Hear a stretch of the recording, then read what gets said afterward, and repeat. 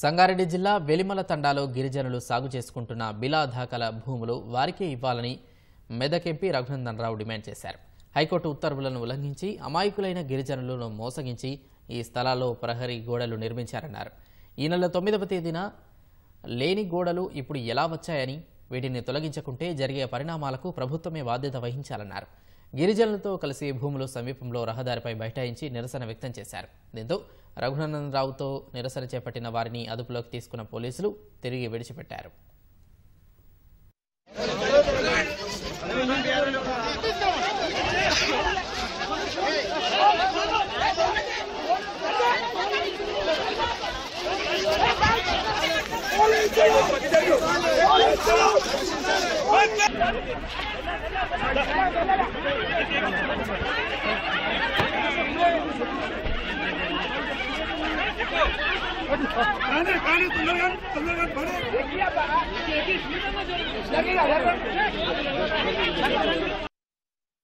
అక్రమంగా ఈ భూములని ఏ రెడ్డి గారికైతే రాసియాలని ప్రభుత్వం ప్రయత్నం చేసిందో ఆ అక్రమ పట్టాలని వెంటనే రద్దు చేయాలని జిల్లా కలెక్టర్ గారిని, సిసిఎల్ఏ కమిషనర్ గారిని ఈ సందర్భంగా డిమాండ్ చేస్తా ఉన్నాం.